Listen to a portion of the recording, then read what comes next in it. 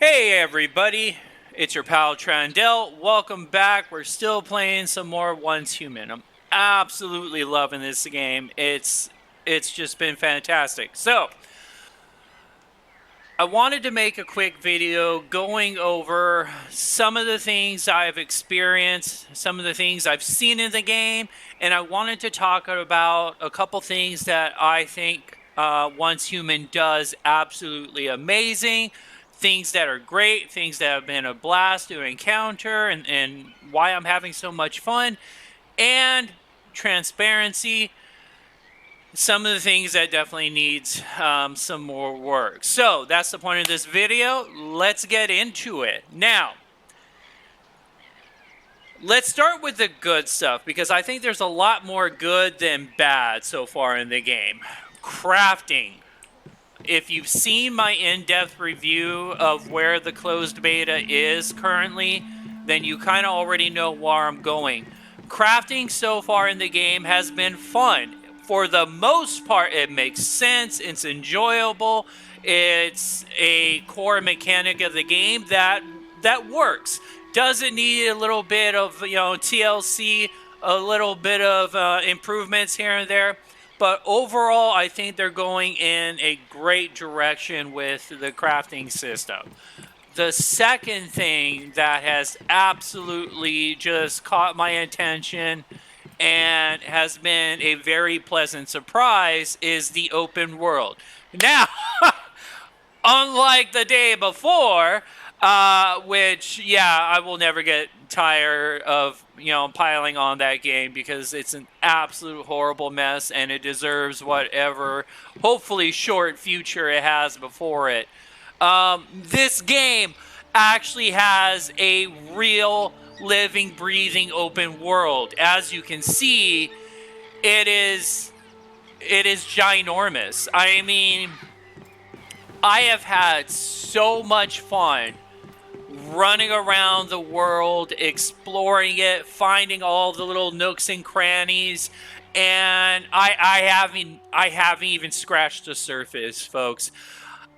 This whole area that we're seeing right now in the map with the beginner area, the Dayton wetlands, and the Broken Delta, I've maybe, and this is a very generous maybe, I've maybe have explored, I don't know, 5-10% of it. If that.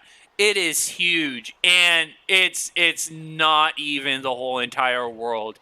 If the developers can actually make good on this, and it is the same quality that I am experiencing so far in the current beta, oh man, oh, I'm telling you, it's going to be chef's kiss. It will definitely be one of my favorite games to play and enjoy. So the open world is 100% one of its strongest strengths. Now, going back to crafting, the next three kind of all go together. Let's go ahead and start with the gear. Now, we've already talked about the gear and my thoughts on it before in my in-depth review, but I want to go over it again because I think they're going in the right direction, and if they keep on going in that direction and make a couple little touch-ups here and there, this game is going to be amazing. So if you've seen my in-depth review, you already know one of the examples I talked about, the Division 2. And if you've ever played the Division 2, this right here will already kind of catch your eye. I love the set effects. I love the stacking bonuses that you get from wearing multiple pieces of gear. I like the mixing and matching. It's already got me thinking about builds. I already have a build, and we kind of talked about this before in my in-depth review, where, I got, 4 pieces of the rustic set, so I can get that movement speed, that melee damage, the HP, with 2 pieces of the test subject set so I can get even more HP and some of that pollution resist. And again, I haven't even touched the surface. We talked about it before. This guy right here, how this caught my eye, because items like this is when you can actually start doing some build crafting. This is where you start getting some real build diversity. The moment I saw this, I'm like, oh man, this is great. I love the burn effect. I love the fact that I can start creating a build around that status effect, especially since one of my favorite melee weapons to use is the torch that already does burn. But it gets better, folks. I got this bad boy today. And the moment I got this, I'm like, the burn build is alive.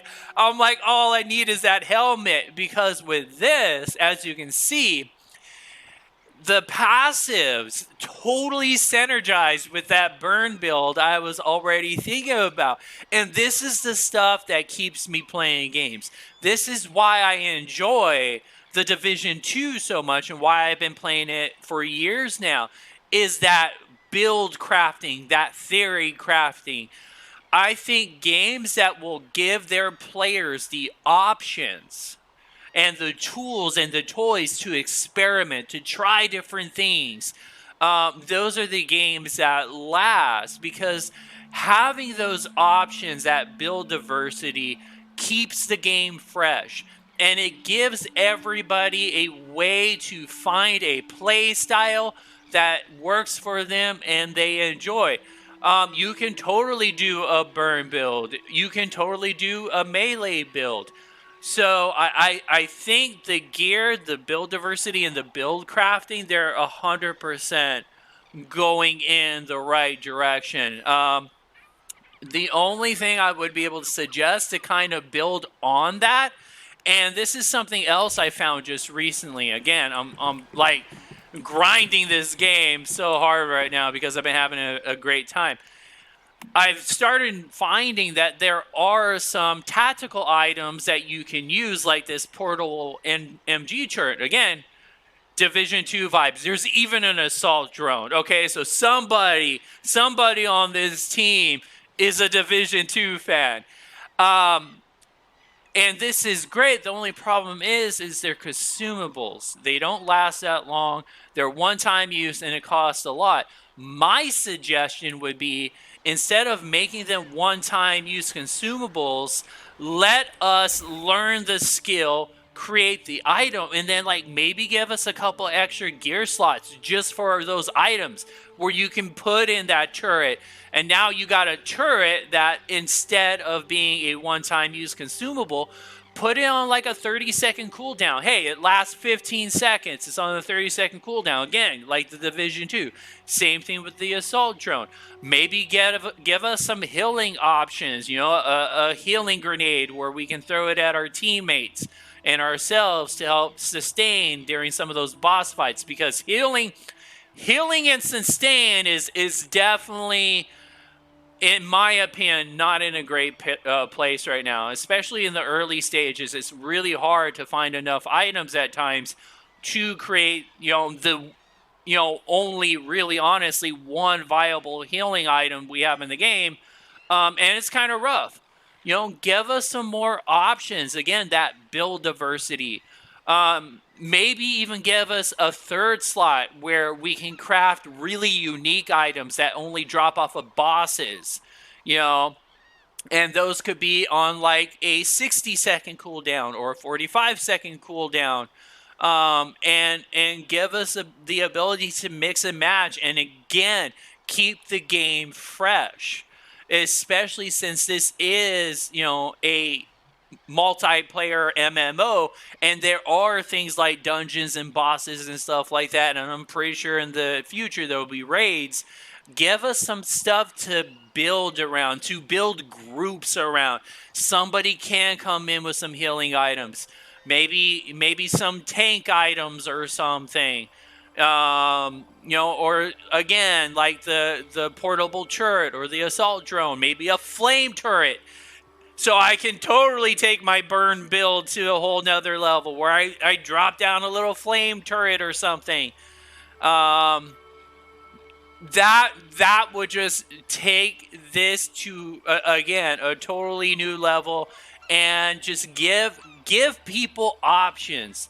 Another game that I absolutely enjoy, that I've made a bunch of content for just for that reason, is Remnant 2.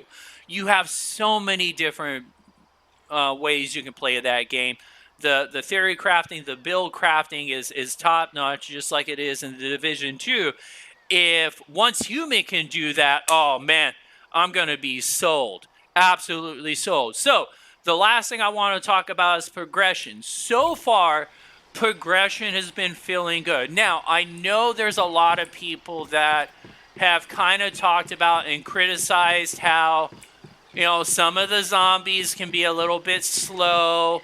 The combat can feel a little bit slow. The zombies aren't exactly the most dynamic. I'm okay with that because in that beginning area of the wetlands, that's fine for stuff like that. Okay, you don't absolutely have to, screw over your new players. Okay, that's not good game design. Okay, that's how you push people away from your game. Because if you got players that are really interested in your game, this could be the first time they've played an open world survival MMO. You don't want them constantly dying nonstop within the first half hour because pretty soon they're just going to get frustrated and they're just going to walk off away, and you've just lost players. And not only that, but then they're going to start telling their friends possibly, hey, yeah, I tried it. I spent 95% of my time dead in just the beginning area. I didn't have a great time. That's not good game design. It does actually pick up once you get into the next area, especially once you get ready to take on the boss. In this area and a couple other areas down here, you start encountering human enemies with guns that they can shoot back at you. And some of the more, zombie-like creatures and the deviant creatures, they do start getting a little bit more dynamic. So the difficulty does go up at an enjoyable pace. At no point in time did I feel like it was too easy. Well, maybe a little bit too easy, but I'm a veteran. I've been playing games like this, for decades. So I get this. But I can empathize and understand and see it from a new person that's never touched a game like this.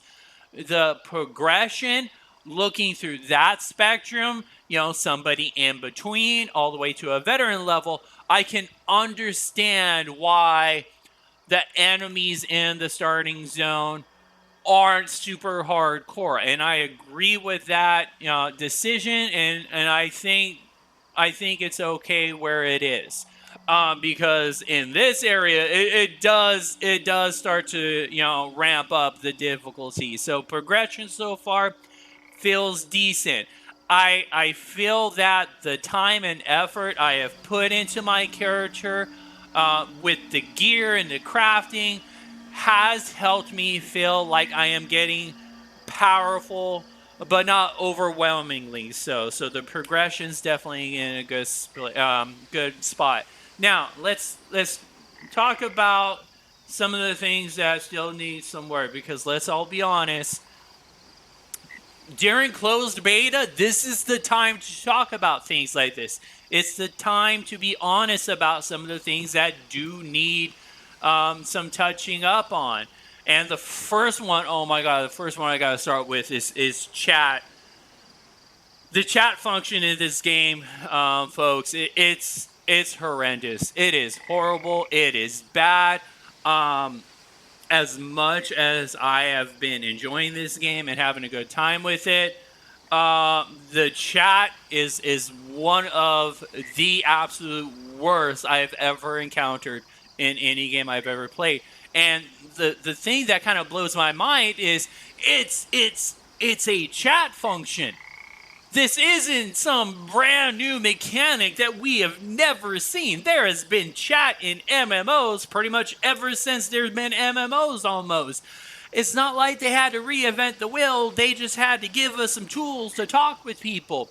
And it is bad. Like, right off the bat, you don't just get a chat box, right?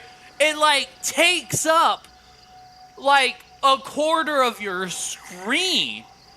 And it's like right off the bat, it's like, why? Just give me a chat box. And not only that, you can't move this. You can't move it. You can't resize it. You can't do anything. It's just this huge box with all this stuff. And most of it doesn't even work. Voice chat is broken. It doesn't work in game currently. And like, you can't just like whisper people, right? You got to like make friends with them first. That's the only thing I've been able to find that kind of shows any type of whisper function, and it brings out a whole new box. And look, this is what I'm talking about. So this is a person that I met up earlier. We were doing the second boss, and look, it like completely like spammed and duplicated all of our chat. And I'm like, what? To the point where I just gave up. I'm like, this is stupid. In an MMO, the ability to communicate and interact and talk with people is paramount. If you can't even do something as simple as say hi or try to hold a conversation with somebody, how the hell do you expect your players to meet people and make friends and interact? The chat is bad. The chat is bad. And they need to just take this, throw it all away, and just give us something that functions. Again, you don't have to reinvent the wheel. All right? Just give us something that works. All right? And don't, try to squish everything into one menu frame. Put the friend stuff somewhere else, like every other game. All we need is a chat box so we can talk to people. Literally, all it needed to be is like this big. Don't take up like a quarter of the screen, and then even more, when you're just trying to whisper somebody. Yeah, the chat is bad. That needs to just be burnt down and rebuilt. Now, going into number 2, which is part of number 1, the social aspects of the game, they need some improvements, man, because again, this is supposed to be an MMO with a large portion of it being PvE oriented. If the social aspects, if the tools, if the UI that we have for that do not work, well, you're just going to frustrate your players, and they're going to go someplace else where they can actually interact with people and communicate and have fun with their friends. And this is like some of the stuff I'm talking about. Like, the hive system is so weird. I don't get it. There's nothing that makes sense about this. Let's just talk about the fact that you only have 4 member slots. Why? I can understand limiting it a little bit until you level up, but 4? Come on, guys.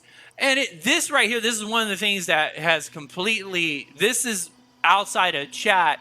This is one of the other aspects of the game where they need to revamp all this, because like going back to the Division 2, I have a clan in the Division 2. I'm a leader of a clan. I have some absolutely great guys, great friends over there that I would love to come over here, but I only have slots for 4 people. Why? That makes no sense. And like none of this, like let me move this out of the way real fast so I can kind of show you what we're dealing with here, right? I met somebody through Discord. They were really interested in taking up one of my 3 slots for my hive. I was like, cool, I'll shoot you an invite. What's your in-game name? They gave me their in-game name. And I'm like, I don't know how to invite people outside of literally seeing them, like with Aurora here. This is one of the people I met that was really cool while I was out exploring the world. We did the first boss together. It was a great time. And since they were literally in my group and we had already become friends, at that point, I was able to invite them to the hive. But you're saying we have no option to just send out hive invites to people with like an in-game name? That makes no sense. This is the type of stuff that will drive people away from a game. And again, going back to the chat option, this is not new. There's nothing new here. There's been clans and guilds and MMOs for decades now. Again, you don't have to reinvent the wheel. Just give us something that works. And right now, this does not work. It's not enjoyable to interact with at all. And it needs to be fixed. Because a game like this screams, I want to share it with my friends. I want to share it with my pals. I want to share it with my guild mates in the Division 2. But I only have 4 total slots in my hive to invite people. That makes no sense. So that definitely needs to be worked. Now, thankfully, the last 2 items are nowhere near as bad and, a lot easier to fix. Kind of like with the chat function, the whole hive theme, that UI, throw it out, burn it to the ground, start new. Give us something that works. Now, the last 2, like I said, they're not that bad. Let's talk about the gunplay for a little bit. For the most part, it's enjoyable. It feels good. The shotgun feels and sounds like a shotgun. But some of the weapons do need a little bit turning. A little bit of tuning and fine work. Take my assault rifle here, right? This thing kicks. Like, okay. Now, I'm not going to move my mouse at all, right? Now, watch this.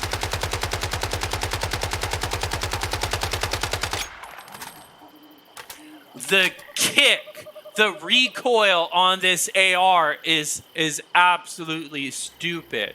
That's something I would expect from like a sawed-off shotgun or like an even an LMG wouldn't be that bad. This is something where they need to touch that up and fine-tune it a little bit more. Because I've noticed, like with my submachine gun, the handling on that isn't that great either. Again, not game-breaking, not horrible, just needs some fine work. Outside of that, for the most part, the gunplay has been pretty good. Like I said, I do enjoy it. The melee, I love the melee. I absolutely love it. It actually does really work. They could use a little touch-up here and there with some of the animations and stuff. And maybe give us a few more options. But yeah, the melee feels like it's a really good spot. The last thing I want to talk about is some of the crafting and gathering is a little bit wonky. Now, let's talk about some of the crafting. Now, there are 2 prime examples that I've noticed that they definitely need to figure this out. Some of the blueprints that you can unlock pretty early. Key example would be the cooking. Here's our electric stove. You can unlock this after you defeat the Shadow Hunter. There's a problem with this, though. One of the materials that's required is steel ingots. Well, guess what? You can't craft steel ingots. you can't craft steel ingots until after you defeat the tree ant, I'm pretty sure. Because nowhere up in here do you unlock steel ingots anywhere. So I got a sneaking, suspicious. Oh, yep, there it is. This is bad game design. This is nonsensical bad game design. Do not give your players crafting abilities and skills that they can unlock, and then do not give them materials to actually make those things. That makes zero sense. Take out the steel ingots, put some bronze there, because bronze is something that you make at that level. That would make sense. And here's the thing, they've already picked up on this once, and they've already fixed this once. So they definitely need to fix it again for the cooking. When I first got farming the other day, one of the materials it required was fertilizer. Well, kind of like with the steel, you don't get fertilizer until after you defeat the tree ant boss. But they've already changed this. They actually changed this the other day to spoiled food. So they already have some idea that there's a couple things that they need to touch up on. They definitely need to take a look at the electric stove. Again, just switch it over to bronze ingots. That would make more sense. That way people can actually start using this and enjoying it. Outside of that, the only other thing that has been really frustrating is some of the gathering, and specifically seawater. Seawater makes absolutely no sense in this game. So if you notice, my base is on the beach right here. I am on the beach, on the ocean. There are rocks covered with seaweed that you can harvest for seaweed. There are rocks covered with seashells that you can harvest for shellfish. There is no seawater here. There is no seawater anywhere. I did find one section. I literally tested this out. I literally ran from down here all up the coast, and I could only find one weird section for one weird reason that had seawater. I've been told that this area has seawater. And the other spot I found out by doing some testing was down here. This has seawater. This makes no sense. It's super frustrating. It's been driving a lot of the people in the Discord crazy because, again, if you're on the beach, if you're on the coast, and there's an ocean, there should be seawater there, not fresh water. So yeah, that definitely needs to be fixed. Outside of that, I really haven't seen too much crafting, gathering wise that doesn't make any sense. Everything else has been really fun. I enjoy the fishing. I enjoy the farming, as you can see. And if you've seen from my farming video, I'm still learning things. I'm still, making changes and stuff like that. Speaking of which, let's see. How we doing, boys? Okay, we're doing good. Yeah, the gathering and the crafting, 90% of it makes sense. There is one other thing I need to talk about real fast. If you did see my video about the new Hungry Hopper deviant I found, I did get it set up. I did figure out its likes and its dislikes. But oh my god, some of these deviant formulas and the exchanges need to be reworked. I crunched some numbers, all right? So this is the formula that you learned with the Hungry Hopper, right? It takes 8 of these silver wind-up items. The silver wind-up costs 20 deviant power. You get one deviant power every 4 minutes and 30 seconds. Do you know how long it's going to take you to be able to craft just one of these? Like an hour and a half almost. No, I'm sorry. 11 hours and 30 minutes almost. Just to craft one item. This needs to be tuned down drastically. It should not take you almost half a day of real world time to be able to craft one item. That is absolutely insane. Yeah, that needs to be fixed. 100% needs to be fixed. I've noticed with some of the deviant rewards and stuff like that, yeah, it definitely needs to be looked at and tuned down. It should never take you almost half a day just to be able to create one item. But outside of that, those are really my only issues I have when it comes to crafting and gathering. Most of this stuff makes sense, it works, and it's an enjoyable play loop.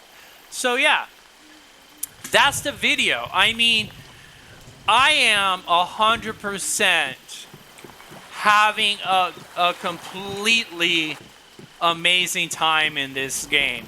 That's why I'm creating content for it. That's why I'm creating videos for it, because I am enjoying it and I want to share the word. I want to get the word out about this game because I am hopeful that this game could be something very special, but it does need a little work here and there. Again, closed beta, this is the time to do it. And if NetEase and Starry Night can figure this out and keep going in the direction where they're going, it's going to be an absolute blast. And it will 100% be a game that I will play all the time, and a game that will have zero doubts when it comes to recommending it to people. All right, folks, that's the video.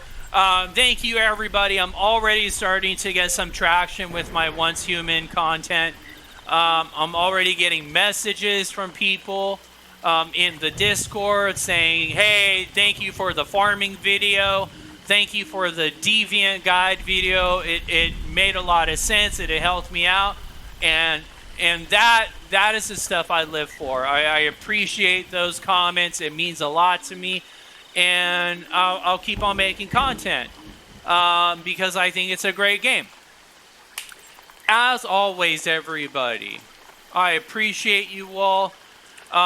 You take care of yourselves. You take care of each other. Until next time, this is your pal Trandell signing out.